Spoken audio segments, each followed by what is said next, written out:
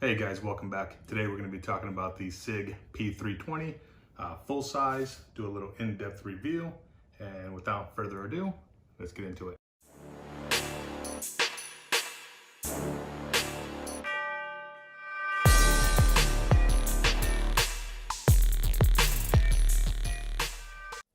Hey guys, welcome back to another episode. Today we're going to be reviewing the Sig full size P320, and I know what you're thinking. I'm a little late to the game with this review, but I just purchased this pistol maybe a few months ago, and I've had the chance to put a few thousand rounds through it. So I feel like I'm ready to give you my thoughts and how I perceive this pistol to feel in the hands of me or any other shooter. And it's pros and its cons. So like I do in every one of my videos, the very first thing we do is safety check. Mag is out and pistol is empty. All right, so the very first thing that comes to mind when I think of this pistol, this gun is sexy, just downright gorgeous. From the slide to the frame to the trigger, it's a big, beautiful gun. And for those of you that know me, you know that I like big guns and I cannot lie. All right, now that I got that out of my system, let's get down to business. For those of you that don't know, this is Sig's first polymer framed striker fired pistol.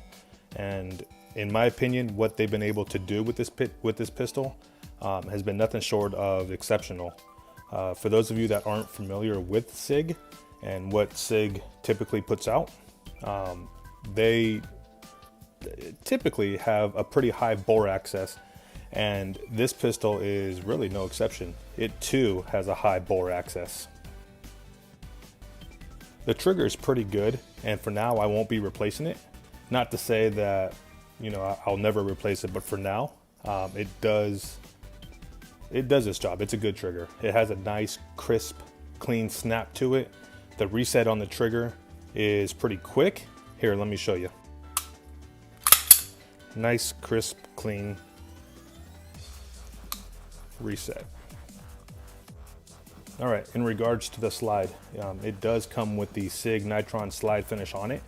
For those of you that aren't familiar with that, that's the process in which it penetrates the metal and it makes it resistant to both corrosion and wear. So it's a really beneficial process to the slide.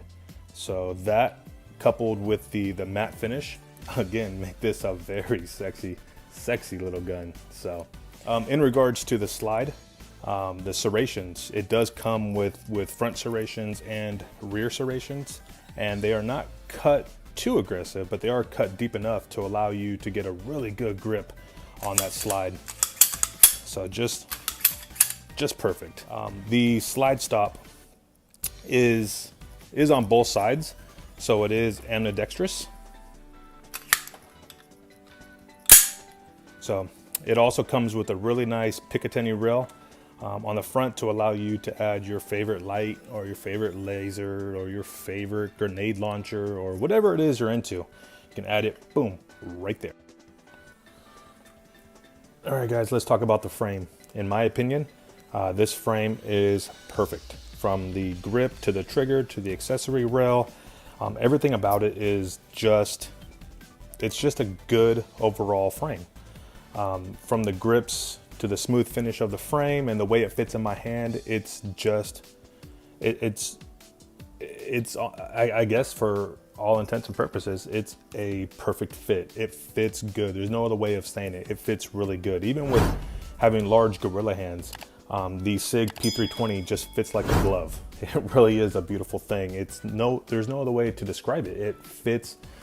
I mean, every time I grab it, it just feels good. It just fits good. It's almost like it complements my hand. Almost, I guess you could say, like milk complements cereal, Coke with rum, bacon with eggs, hot sauce with, well, everything.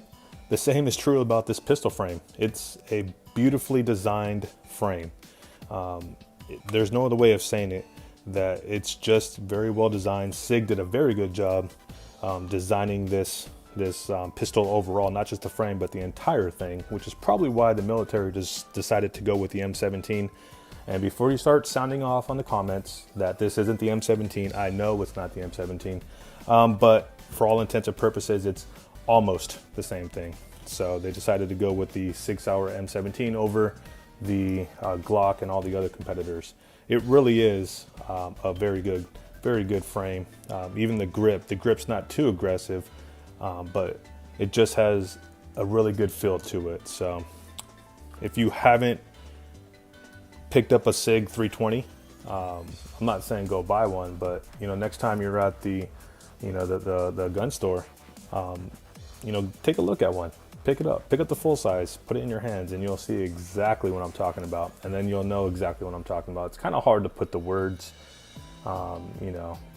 describe how it feels, but once you pick it up, you'll know exactly what I'm talking about. One thing about this pistol is that to break it down, you don't have to pull the trigger in order to get the slide to come off.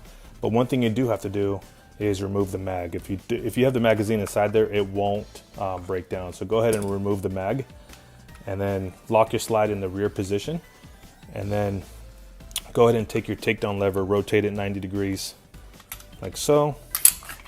Bam, comes right off. All right, so field strip, go ahead and take the rod and spring out, take your barrel out. Bada bing, bada boom, pretty simple. All right, in order to get to the firing control unit, you need to take the takedown lever and take it out. It does take a little bit of practice to remove it. Basically just pull it out, and it does have little cutouts on it in order for it to come right out. So don't force it out. You just need to twist it and maneuver it to the right position in order to get it to come out. And once it comes out, you can go ahead and take your firing control unit and just pop it straight out.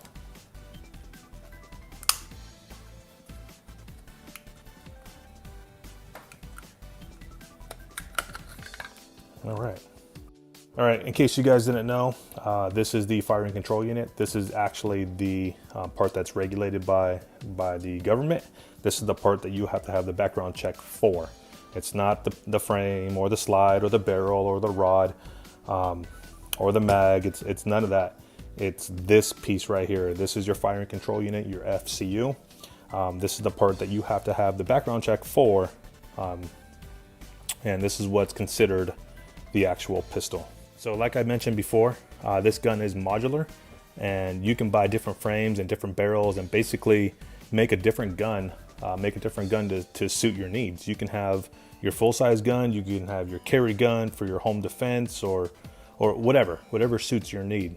And this really comes handy where in other countries, or hell, even here in the US, California, for example, you can only buy one gun every leap year or whatever it is they decided over there. It really comes in handy where you can only buy one gun in a certain amount of time. So there's places out there where you can only buy one gun a month. Think about that, one gun a month or one gun a year. That's crazy. But a pistol like this with this design will give you a huge advantage, because I just bought one gun, but then I can go buy different accessories and make it into a different gun, right? So I'm not breaking the law. I bought one gun, but I can make it into a full size or a compact or a carry. So it does have its advantages. So moving on to the polymer frame, it's a very lightweight. There is no metal parts. It's all polymer, and there's, like I said, no metal parts at all on this frame. It's just a very lightweight, sturdy, reliable frame is basically what this is. And to return the FCU, we're gonna go ahead and put this back into the frame. You might have to pull the trigger to get it to sit right. This time I didn't. So very important that you make sure it's all the way in and that it's all the way back. See, I just pushed it back, and I don't know if you heard it or not, but it's in now. So just make sure, give it that one little extra nudge to make sure it's all the way in, all the way down, all the way back. And it's very important to ensure that it's seated. Like I said, it's seated all the way down and all the way back. You'll notice that there's a little notch inside the takedown lever hole. Let's see if we can get the camera to zoom in on it. There it is right there. Little notch right there. And there's also a little small cut on the takedown lever, which is right there.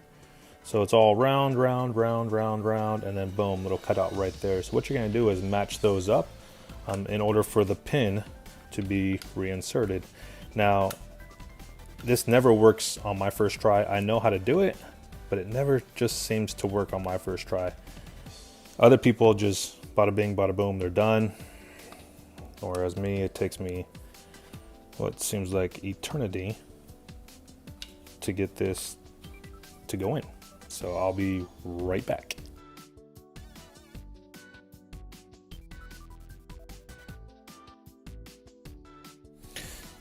All right, so once you get it in the first hole, what you're gonna do is put this little notch right here on the top of, let's see if we can get the camera to zoom in. So the little notch is gonna go on the top of that rainbow cutout right there. Push it all the way in and then rotate it down. And then you're done. And that took me about, probably about 45 seconds to a minute. Like I said, some people can get it in right away. Other people, you have to, gotta warm it up, gotta marinate it before you insert it. Just saying. So if you're interested in videos showing you how to replace the trigger or replace any part of the FCU, I would check out Sig Sauer's, Sig Sauer Guy's YouTube channel. He has a bunch, literally a bunch of in-depth videos on how to replace the trigger, how to replace the springs, how to replace the firing control unit. I mean, just anything and everything. He has some really good in-depth videos. So I would check out his channel, and that would help you guys out if that's something you're looking to do. All right, and to put everything back together, just go ahead and take your barrel, reinsert it back into the slide, take your guide rod, and then take your barrel, slide it back onto the frame. Oops. Lock it back in place, takedown lever back up, and you're good to go.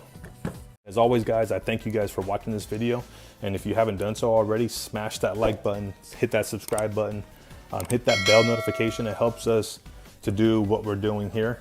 And guys, stay safe out there, keep vigilant, and remember to vote for pro Second Amendment officials, from your town government officials all the way up to the national. Vote anybody and everybody, because I don't know if you've been paying attention to the news out there, but there's a lot of scary stuff that's being introduced and being passed as laws. And luckily in Florida, it hasn't hit here in Florida as, say, Virginia or New York. New York just introduced a bill to serialize their ammo. And if your ammo isn't serialized, it's illegal. Think about that for a second. Every piece of ammo has to be serialized. And if it's not, it's illegal. So that's enough from me. Guys, I'm out of here. Stay safe, stay vigilant, and I'll see you guys next time.